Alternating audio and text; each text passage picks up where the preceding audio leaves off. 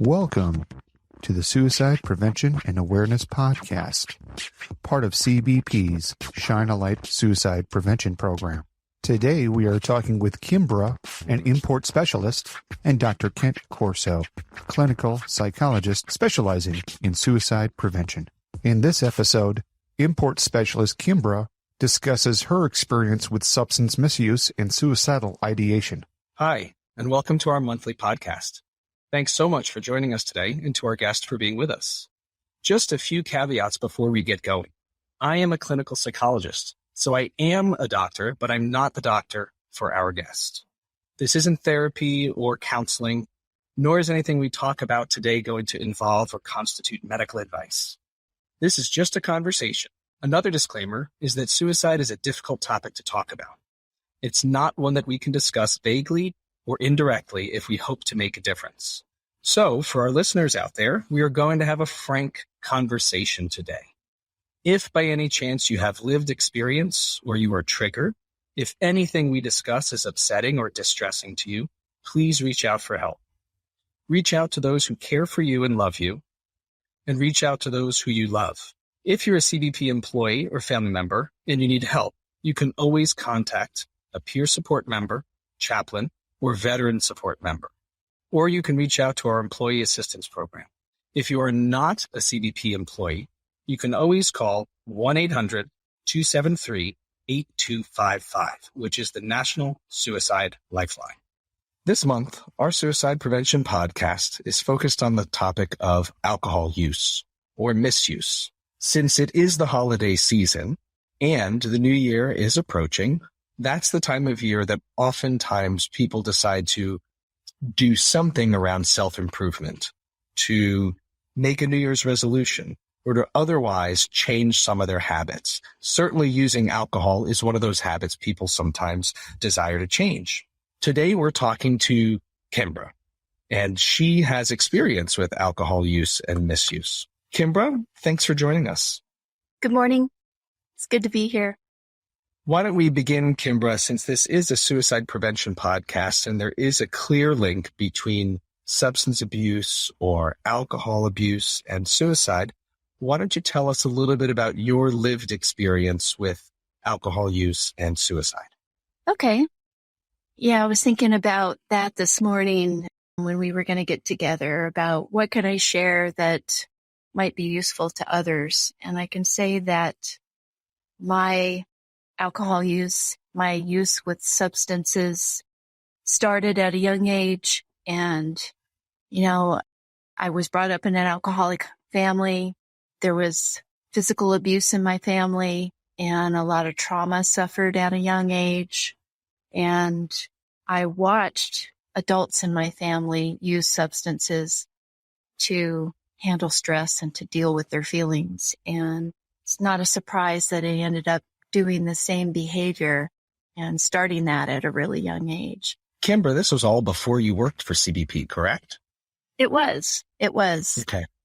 Which makes it easier for me to talk about, I think. I'm not concerned about how it might impact my job to let people know that I did have a problem with alcohol and that I did something about it and have now been in recovery for a long time. Mm-hmm. And you said, or when we spoke earlier, you said that it started at a young age because you were in a lot of pain. Yes. Suffering some traumas, both, like I said, some physical abuse in childhood, and then also traumas in early adolescence as a result of my drinking. I found myself in situations with people that were not looking out for my best interest.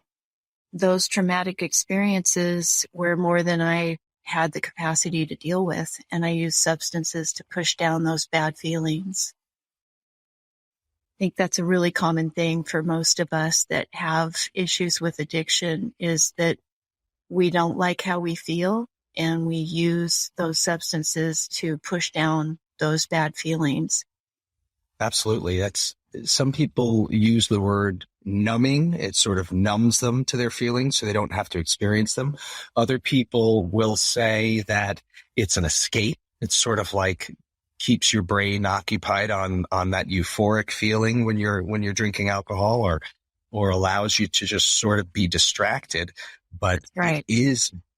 but it's so common, as you said, that it's what people do when they have negative feelings or have had negative experiences. It's just one way to cope. Obviously not the most helpful way, right? Right. It starts out your medicine to treat this problem that you have, and it turns, what ends up happening, at least for those that are addicted, is that medicine turns on you and stops working and starts creating all kinds of other problems. So, and when you're in the grips of that, one of the main things that I felt, and that others that I know in recovery felt, and it's painful, is shame. We feel ashamed of what we're doing and of who we are and the behavior that goes along with it. Yet it's a cycle that's hard to find your way out of on your own. At least for me, impossible to find my way out of on my own. And there's this sense of, it's a loss of hope where you don't believe that your life is going to get better. Mm-hmm. Tell our listeners where the hope and the loss of hope and the shame come into play. As you start drinking too much, is there immediately loss of hope and shame? Where do they enter the cycle? Well, for me, it went with the behavior, and when others observe a person in the throes of addiction, there's a lot of judgment about the behavior that you see. And that behavior, when you're in it and you're doing things that don't line up with your values, you're doing things that make you feel bad about yourself. They're things that are disrespectful of yourself and others. You can try to use the substance to push down those bad feelings, but it's this vicious cycle of behavior that's not becoming, and yet you can't seem to stop yourself. And for me, that self-hatred that developed in that cycle led straight to feelings of wanting to take my own life, and at a very young age. And for me, a part of my story is that daily thought of ending my life because it was so bad from my behavior, from this cycle I couldn't find my way out of. There was something about that I knew that was wrong. I knew it wasn't normal for a 21-year-old to want to kill themselves and to think about that every day. Mm-hmm.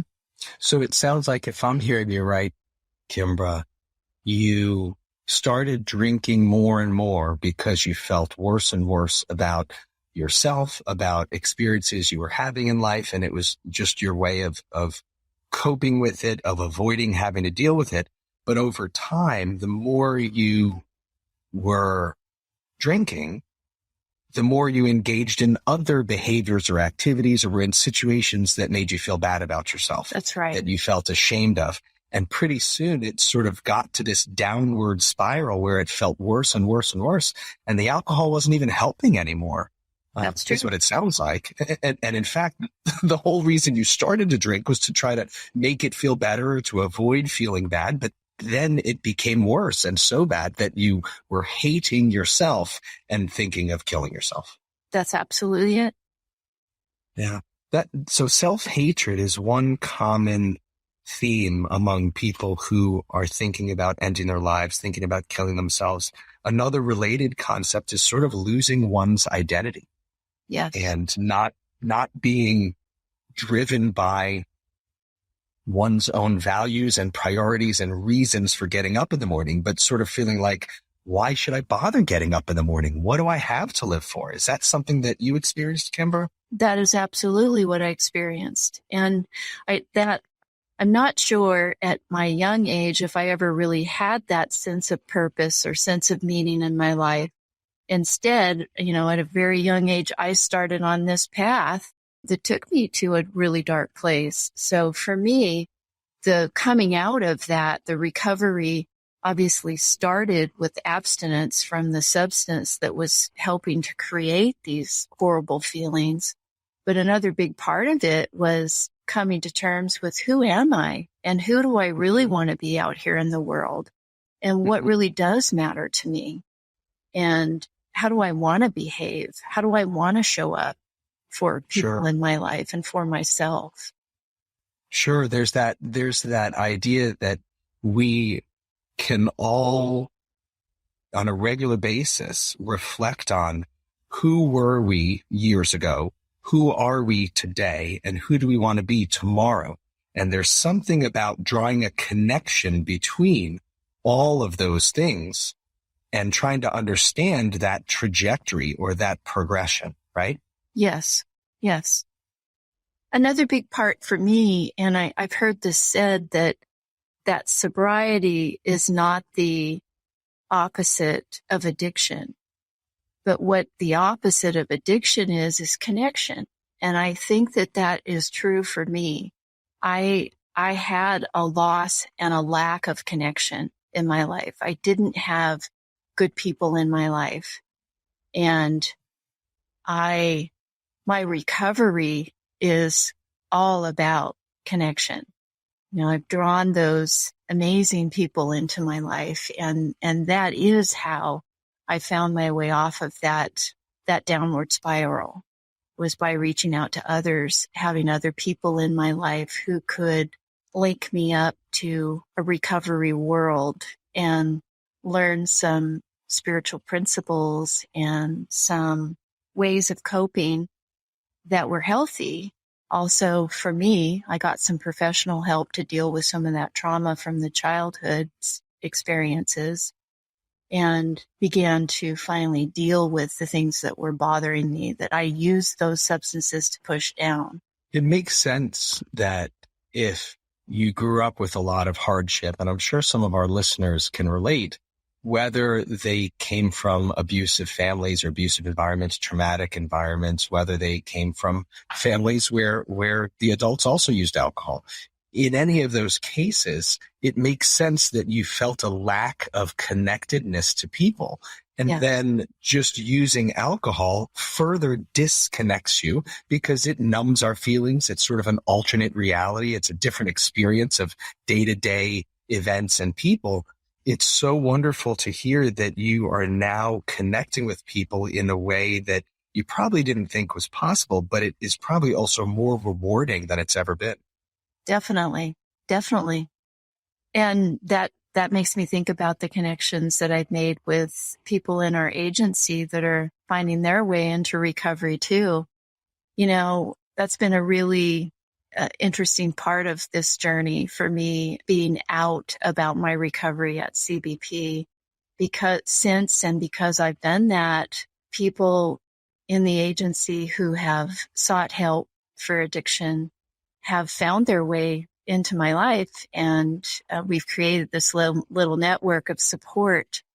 And I will say I've been shocked and so grateful to see the leadership that we have in our agency in some locations where leaders have really shown that they care about employees and actually facilitated and helped them find their way to treatment. And I've seen lives changed and wow. And people become, you know, a better version of themselves as a direct result of that caring and connection that was made with leadership. And I know a lot of people are afraid that if they get help and they work for CBP, that they'll lose their job. My experience has been if they don't get help, they're more likely to lose their job. Because eventually, if addiction is your deal, if it's impacting your life the way it did mine, it will rob you of everything that you have that matters to you and stop at nothing. So sort of like you experienced, if even though it doesn't start as heavy necessarily, for some it does. Some people will binge drink or really hit the liquor very hard, but it's this progressive thing that gets worse and worse and worse and then makes life worse and worse and worse. So what I hear you saying is that people, and this does match the statistics we know, it's that the longer you wait to seek help, the higher likelihood you're going to have a negative career impact because your life spins more and more out of control and it's harder to then fix. And the more damage is done, so it's harder to repair. And chances are, even though you believe you're operating well or functioning well or performing well at work, the chances are your leadership, your supervisors, or your peers see that you're not. And so it's only a matter of time before that bites you. Is that your experience with others?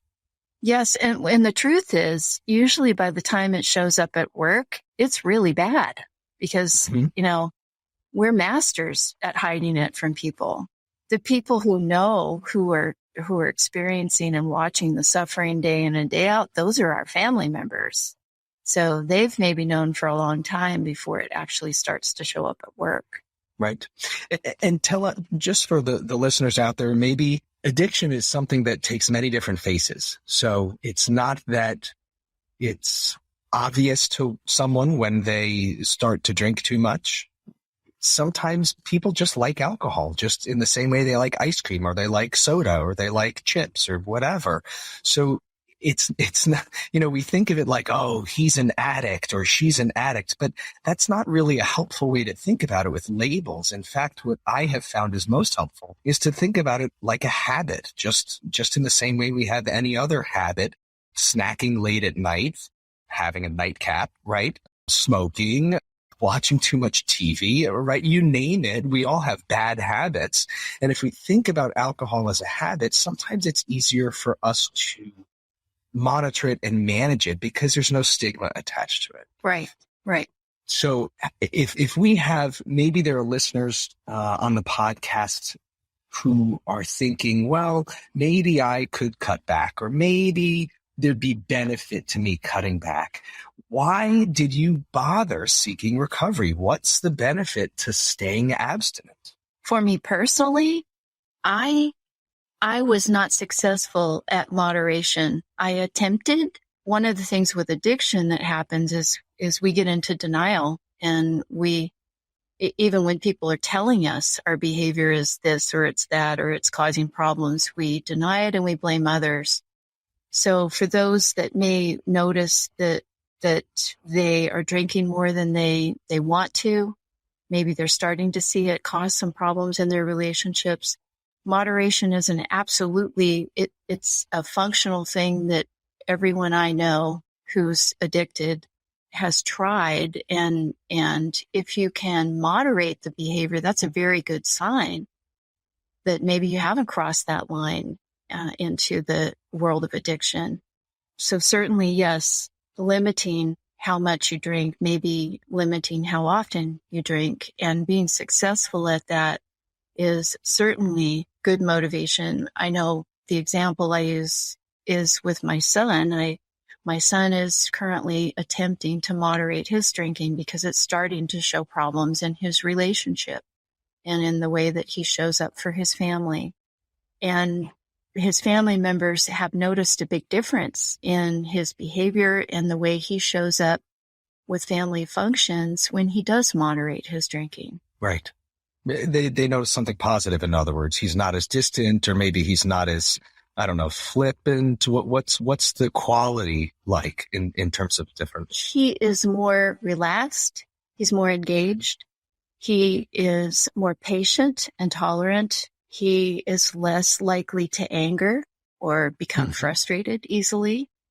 And those are significant things when you're a new dad and you have little babies and a lot of stress around a brand new family. And absolutely. Yeah. Those are tough enough if you're not battling alcohol or struggling with your alcohol use. Being a new father, having young kids, getting very little sleep, the stress on the relationship between the partners, it's difficult. So my hat goes off to him for also trying to tackle the alcohol use. And it sounds like, Kimbra, he's tackling it in order to be a better father, in order to be a better husband. Yes. Yep. So it goes back to something you said earlier, which is about your values. A good reason to take a look at your drinking behavior is not necessarily because it's causing you problems. There are plenty of people who they're drinking too much or they're on the cusp and it's not yet causing problems, but does it detract from the things you value, your priorities, the things that you want to be or who you want to be in the future, right? Yes. And, that leads me to something that's very important for all of us as human beings, right? We need consequences. We need accountability. One of the things that's really effective for my son is he cares. He cares what his wife thinks about his behavior. He wants to be a good father. And when she was honest with him and told him what she noticed about his behavior when he had been drinking, he listened, and that matters to him. Right.